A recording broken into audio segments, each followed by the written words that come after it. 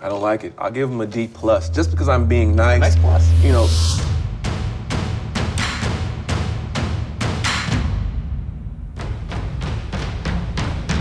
It's time to look at the AFC North. We know the teams, we know what they're about. We'll start off with the Baltimore Ravens. They opened up the second round drafting Courtney Upshaw from Alabama. He has the pedigree, he dropped, they made moves, they wound up with a guy that they probably would have drafted in the first round. He's perfect for the 3-4, so he's gonna fit very nicely in that scheme. He's gonna be a productive player. He kind of reminds me of someone on their team, Terrell Suggs, so we'll see how that pans out. Their next pick was Kelechi Osemele. Offensive tackle, offensive guard, he's flexible. This is a case where the rich get richer because he's very stout in terms of protecting and run blocking specifically. So when you got Ray Rice and you got Kelechi Osemele, the running game is going to be good. Well, it gets even better because in the third round, they picked up Pierce. Now, a bigger running back, someone that is kind of opposite Ray Rice. Ray Rice has a little bit of size, a little bit of speed. Well, this guy is a lot bigger, and he's going to give Ray Rice much-needed rest. You don't want him carrying the ball 20 to 25 times. If he can carry the ball 15 to 18 times, he stays fresher, and he's more effective. Now, looking at their picks, they have some compensatory picks coming up. They'll be picking all throughout the next day, so look for them to be active as they always are. Now, the Cleveland Browns. They don't have the most success. They have a new regime. I'm not pleased with the picks that they made. Looking at some of the picks they have coming up, they have several compensatory picks. Through the fourth round, they have 2 picks. But looking at what they did in day 2, you have Mitchell Schwartz. He's an offensive tackle. There were other offensive tackles I think they could have had. You had Mike Adams, you had Jonathan Martin still on the board, but they went with Mitchell Schwartz. Obviously, they see something in him.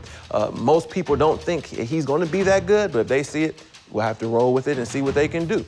Now, looking at John Hughes, most people think about John Hughes, and you think about 80s movies, or you'll think about Home Alone. Well, this is a different John Hughes. This John Hughes plays football, defensive tackle. Again, I'm not pleased with this pick. You had guys like Brandon Thompson on the board, so for whatever reason, they decided to reach on other guys, but they are the professionals. Now, we move on to the Cincinnati Bengals, coached by Marvin Lewis. He's been there forever. I love what they did in the draft. You start off with Devon Steele, Big Ten Player of the Year at Penn State. Him next to Damata Pico. That's a very formidable front line. Both of them, although bigger, defensive tackles can get after the quarterback. So I love this pick here. They came with another good pick, Mohamed Sanu. Now, he's not a deep threat. To me, he's like a possession receiver, but it kind of reminds me of the Carolina Panthers. They had Steve Smith, the deep threat, and then they would always have a good possession receiver, Mushin Muhammad. Ironically, Mohamed Sanu, now playing with A.J. Green, could be that same possession receiver for the Cincinnati Bengals. Brandon Thompson, I just talked about him, defensive tackle. These guys want to beef up their line, and there's nothing wrong with that. Here's someone that I think failed because of sometimes your measurables don't always look right, or you worry about character concerns. Look at his game tape, though. If you look at his game tape, you'll see that he's a very good player, and I think the Bengals really made out in the draft.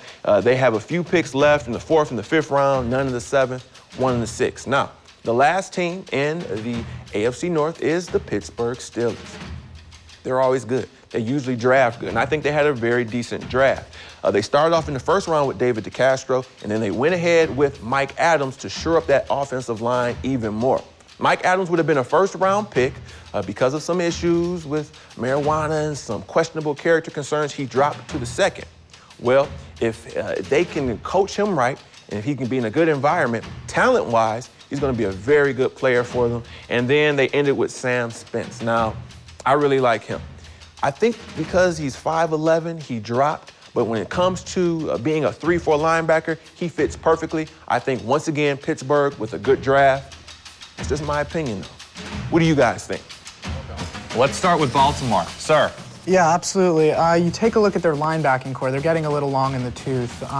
Terrell Suggs is going into his 10th year, Ray Lewis into his 17th year. They add Courtney Upshaw, who was the best player on the board as well. Fills a need, great player. At 60 overall, they add Kelechi Olson. They lose Ben Grubbs in free agency to the Saints.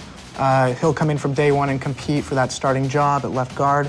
Did play tackle and guard in college, but he should slide inside. And a grade for the team? I'd give them an A. They filled both needs with great players, and they got great value out of their picks. And the Browns?